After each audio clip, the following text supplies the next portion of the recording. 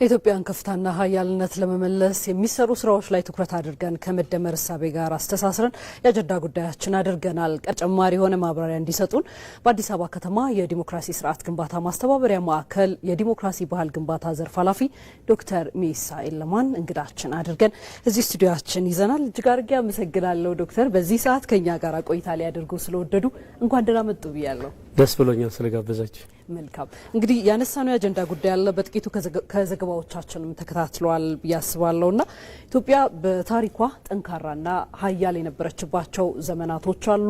የስልጣኔዎችን መጀመሪያ ሆና ያሳለፈችባቸው ጊዜያቶች አሉ። ይሁን እንጂ ገናና ስልጣኔዋን ግን ማስቀጠል ሳትችል ቀርታለችና ይህ ምክንያቱ ምን ነበር ይላሉ እርስዎ? አመሰግናለሁኝ። የአጭር ነገር ለማንሳት ፈልጋለሁ። በመጀመሪያ ደረጃ ይሄ ጥያቄ ውስጥ ሁለት ትልልቅ ሀሳቦች የሚቃረኑ ጭብጦች ጎን ለጎን ተቀምጠው ይታዩኛል። አንደኛው ኢትዮጵያ ያካብታ የነበረችው ኩራት ነው። ቀደምት ከነበሩ ሀገራት አንዷ ነችና እነዛ ቀደምት አባቶች በሀሳባቸው በፍልስፍናቸው የሰሯት ሀገር ስለሆነች የኮራች ሀገር ነው ናት ኢትዮጵያ የነበረችው። በሌላ በኩል ደግሞ የሽንፈት ታሪክ ደግሞ ከዚህ ከኩራት በጎን ይታያል። እነዚህ ሁለቱ ነገሮች ማየት ነው። በመጀመሪያ ደረጃ የኩራታችን ምንጭ የነበረው ቀደምቶቹ ሀገር በይነዋል፣ ሀገር ፈጥረዋል። የቀደምት ስልጣኔ ባለቤቶች አሁን ለመዘርዘር ጊዜ የማይበቃን ባለቤቶች አድርገውናል።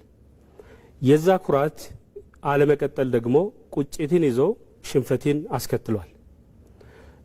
ብዙ ነገሮች ከኛ ጋር የጀመሩ ሊቆ ሲሄዱ እኛ ባለንበት የመቆየት ብቃት ሁሉ አንሶን ወደ ኋላ የመንሸራተት ችግር ገጥሞናል። ዋናው ጉዳይ ለምን ወደ ኋላ ቀረን ተብሎ የተጠየቀው ጥያቄ ነው። ወደ ኋላ የቀረነው በኔ እምነት የመሪዎች እና የማህበረሰብ ልሂቃን በትውልድ መካከል መሪዎች አሉ፣ የማህበረሰብ ልሂቃን አሉ። በኢኮኖሚ፣ በትምህርት፣ በባህል ሊሆኑ ይችላሉ፣ ልሂቃን የሆኑ አሉ፣ የሀገር መሪዎች አሉ። የነዚህ የሀገር መሪዎችና የማህበረሰብ ልሂቃን በተከታታይ ትውልዶች መካከል የሀሳብ ልሂቀት ያለመቀጠል ችግር ነው ብዬ ነው የማስበው።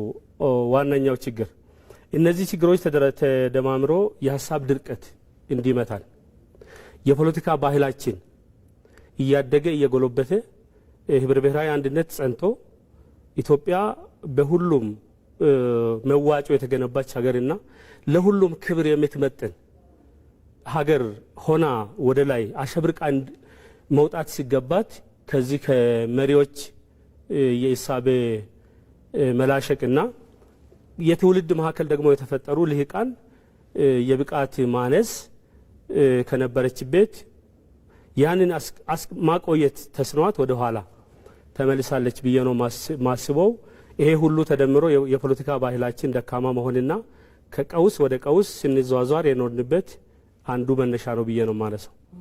የመደመር መንግስትም በዚህ ጉዳይ ላይ በተለይ የቱጋን የተላለፍ ነው ሲል በመጠየቅ ቀጣይ ለሆነ መፍትሄ የሚያስቀምጥባቸው አቅጣጫዎችና መሰራት አለባቸው ብሎ የሚያምንባቸውና ወደ ስራ የተገቡም ነገሮች እንዳሉ ይታወቃል። በተለይ ቀደም ሲል እንዳነሳ ነው የኢትዮጵያን ከፍታና ሀያልነት ለማረጋገጥ አሁን ላይ በመደመር መንግስት እሳቤ ሂደት ውስጥ እየተሰሩ ያሉ ስራዎች አሉና የመደመር እሳቤ መንግስት በተለይም የመደመር መንግስት እሳቤው በመፍትሄነት ያስቀመጣቸው ይህን ገላናነትና ሀያልነትን ለመቀጠል ደግሞ ያስቀመጣቸውና እየሰራቸው ያላቸው በተጨባጭ ጉዳዮች ምንድናቸው ልንል እንችላለን ዶክተር?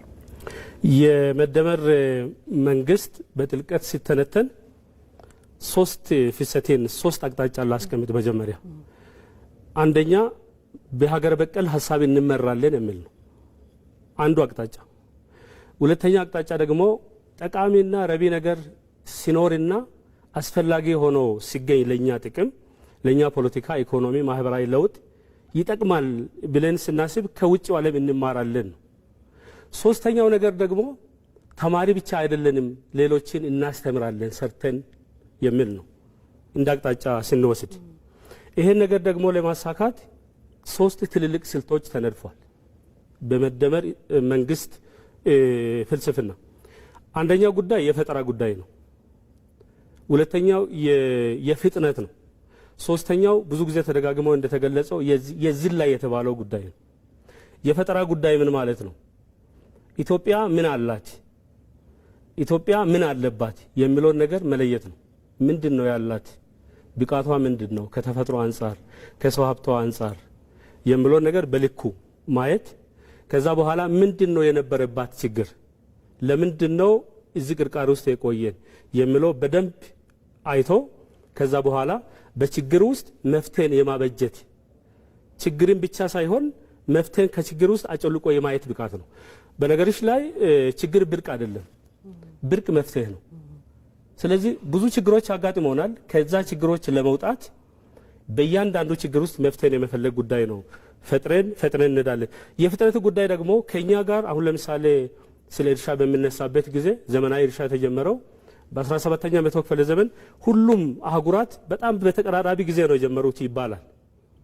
አብዛኛዎቹ በጣም ልቆ ሄደው ከበሬና ከገበሬ ተላቀው ከዝናብ ላይ ጥገኝነት ወጥተው ፕሪሲሽን የሚባል የእርሻ ፋርሚንግ በቴክኖሎጂ ሰው ቁጭ ብሎ የእርሻውን የሚቆጣጠርበትና የተባይ መርጨትን ቁጭ ብሎ እንደገ የሚጫወትበት ደረጃ ላይ ደርሷል። ስለዚህ ወደ ኋላ ቀርተናልና መፍጠን ይገባናል፣ ቀስ ብለን መሄድ አንችልም የሚል ነው የፍጥነቱ ጉዳይ። ስለዚህ ላይ አንድ ነገር ላንሳ። የገጠር ልጆች ይረዱታል ብዬ ነው የማስበው። ወንዝ ለመሻገር ወንዝ መሻገር ካለብሽ ወደ ማዶ ብዙ አማራጮች አሉሽ። ከብዙ አማራጮቹ 3 ላንሳ። አንደኛ በዋና መሻገር ይቻላል። ዋናተኛ መሆን ብቃት ይፈልጋል። ሁለተኛ ነገር ደግሞ በእግር ውስጥ ላይ መሻገር ይቻላል እንደ ወንዙ ጥልቀት። ሶስተኛ ወዲህ ማዶና ወዲያ ማዶ መካከል ያለው ርቀት ታሳቢ በማድረግ ዘሎ መሻገር ይቻላል። በጀልባም በተለያየ ነገርም መሻገር ይቻል ይሆናል፣ እየወሰንኩ አይደለም።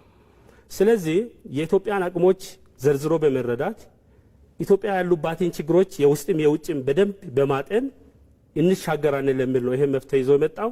ለዚህ ደግሞ አብነቶች አሉን። ለማሳጠር ጊዜ ስለሌለን የኢትዮጵያ ከተሞች ድህነት፣ ኋላ ቀርነት፣ የስራ አጥነት ምልክት የነበሩትን የኮሪደር ልማት የሚባለው በመሃል ከተማ ባረጁ ባፈጁ ከተሞች መሬት የለበትም የሚባሉ አዲስ አበባን ጨምሮ ያንን በመደበር መንግስት ኢሳቤ ለውጥ አምጥቶ ዛሬ የኢትዮጵያ ከተሞች የኛ የመኖሪያ ምቹ ብቻ ሳይሆን የውጭም ሰዎች የጉብኝት መዳረሻ ሆነው የስራ እድል መፍለቂያ የሆኑበት ምክንያትና ሁሉም ወደ ግብርና መሄድ እንችላለን በተለያየ መልኩ። እንደውም አንድ ፖይንት ሳላነሳ ማላልፈው አንድ ወሳኝ ነገር ነው ብዬ የምለው የኛን ኢንዱስትሪ ንቅናቄ ጀመርንበት። ኢትዮጵያ ታምርት እና የኢትዮጵያን ይግዙ ብለን የገባንበት ትልቅ መስፈንጠሪያ ሆኖ ነው መጥቷልና ነው እና የመደመር መንግስት በተለየ አፕሮች ነው የመጣው የሚለውን ለማንሳት ነው። መልካም። በአዲስ አበባ ከተማ የዲሞክራሲ ስርዓት ግንባታ ማስተባበሪያ ማዕከል የዲሞክራሲ ባህል ግንባታ ዘርፍ ኃላፊ ዶክተር ሚሳኤል ሌማ እዚህ ተገኝተው ይህን የመሰለ ማብራሪያ ስላደረሱን እጅግ አድርገን ነው የምናመሰግነው። አክባሪ ስጥልኝ። መልካም ምሽት ይሁን። አሜን።